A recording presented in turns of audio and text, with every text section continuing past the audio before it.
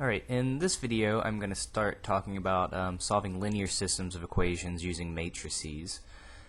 So a little bit before we get started, some notation. This rho sub r sub I and then the little arrows in between rho sub j, what that means we're going to do, we're going to switch the ith row and the jth row. There's another rule that says you can multiply any row by a constant and just replace that row. So that's what this second notation is going to mean. And then the last one says you can add or equivalently subtract rows and replace a certain row. Okay, so that's what's going on there. And in general, we're going to have a system of equations that we're trying to solve. The goal is we want to make it look basically something like this. Okay, so I'm going to put some stuff on the left side, some stuff on the right side. This will make more sense in a second. You basically want ones going down the diagonal and zeros everywhere else.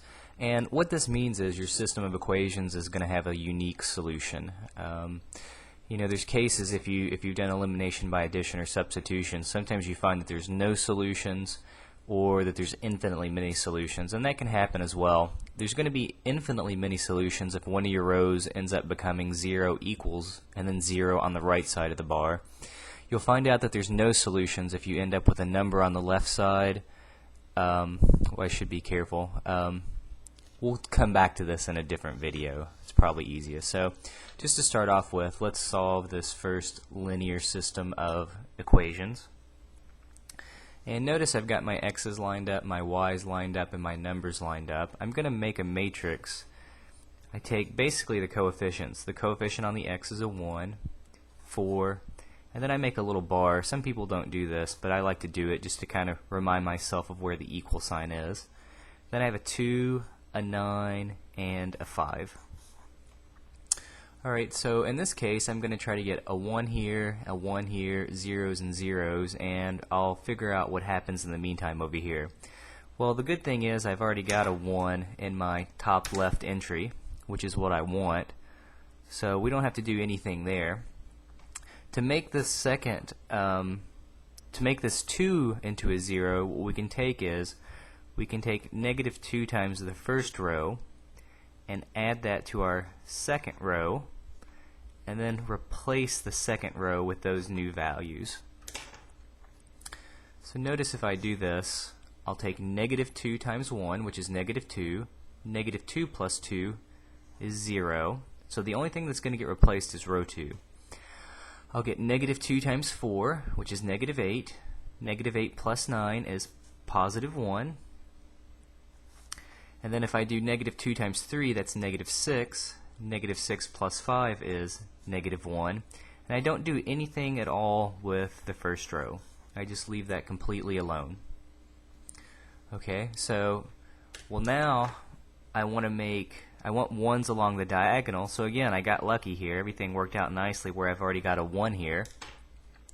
But I need a 0 in the place above it, so I'm going to do the same thing. I'll take negative 4 times, this time, row 2. I'll add that to row 1, and that's going to give me my new row 1. So let me grab another piece of paper here. So if we do that, again, row 1's the only thing changing, so I usually always put down the rows that aren't changing just so I don't get confused. So I'll take negative 4 times 0. I'm now multiplying row 2 and add that to 1. Well, that'll just give me 1. I'll get negative 4 times 1, which is negative 4. Negative 4 plus 4 is 0. I'll take negative 4 times negative 1, which is positive 4. Positive 4 plus 3 gives me 7. So if you think about this as being x, y, and your numbers on the right side, it says 1x plus 0y equals 7, or equivalently x equals 7, and it says 0x plus 1y equals negative 1. And let's see if that works, because again our original system of equations was x plus 4y equals 3, 2x plus 9y equals 5. So this was our original system. Notice if you plug 7 in, you'll get 7. Over here you'll get a negative 4. Well, 7 minus 4 is 3. If you plug x into the second one, you'll get 2 times 7, which is 14, minus 9. 14 minus 9 is 5. So this is our solution to this linear system of equations. Again, you could have done elimination by addition or substitution, but the point is, when you have more complicated matrices, those techniques are going to get a little more complicated. And really what we're doing here is elimination by addition anyway to come up with new equations. We're just doing it in a more efficient manner. So let's see if we can't do one other one here real quick before we run out of time. So I'll go through this one maybe a little bit faster. So here we've got the system of equations: x plus 2y plus z equals 6, 2x minus y minus z is 1, x plus 3y minus 4z is negative 3. So the first thing I'm going to do is make my matrix. So I take the coefficients 1, 2, 1 from the first equation. I take the coefficients from the second equation, and then I take the coefficients from the third equation as well. Okay, so I've already got a 1 in the top left corner, and that's exactly what I want. So I'm going to do 2 steps at once. I'm going to take negative 2 times row 1 and add that to row 2 to give me my new row 2. And then I'm also just going to take negative 1 times row 1 and add that to row 3, and that'll give me my new row 3. Okay, so nothing's happening to the first row. So if I take negative 2 times the first row, I'll get negative 2 plus 2 will give me 0. Negative 2 times 2 is negative 4, plus negative 1 is negative 5. Negative 2 times 1 is negative 2, minus 1 is negative 3.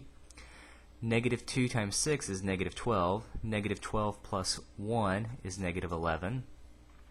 Then I'll take negative 1 row 1 and add that to row 3. I'll get negative 1 plus 1, which is 0.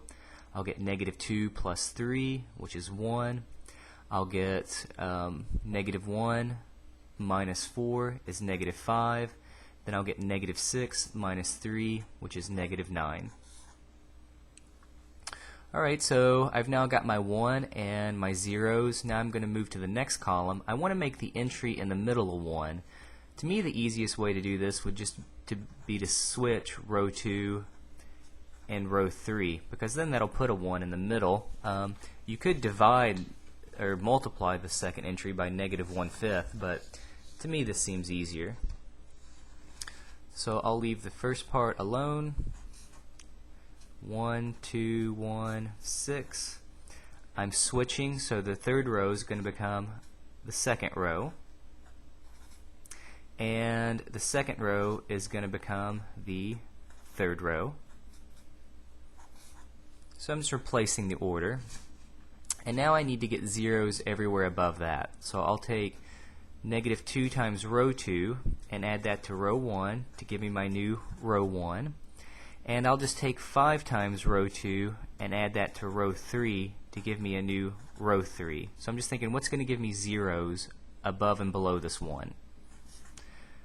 So it looks like nothing is happening to the second row, so I'm just going to write that down just like it is. So negative 2 times 0 plus 1 is 1. I'll get negative 2 plus 2, which will give me 0. Looks like I'll get 10 plus 1, which is 11. Looks like I'll get 18 plus 6, which is 24. Then when I change the bottom one again, I'll get a 0. I'll get a 5 minus 5, which is a 0. I'll get negative 25 minus 3, that's negative 28. Ooh, I'm getting some big numbers here. And then I'll get, it looks like, where'd we go? So 5 times negative 9, that's negative 45, minus 11 is negative 56. Alright, so it looks like we're getting some pretty big numbers here, but that's okay.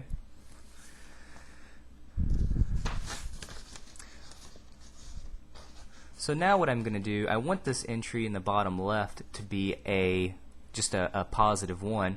So notice if I take negative 1 over 28 and multiply that by row 3, that'll give me my new row 3. And it looks like I'm about to run out of time here, the 10-minute YouTube time limit, so take a look for another video right around here. I will finish this problem off, so don't go too far, look around, it'll be part 2 of this video.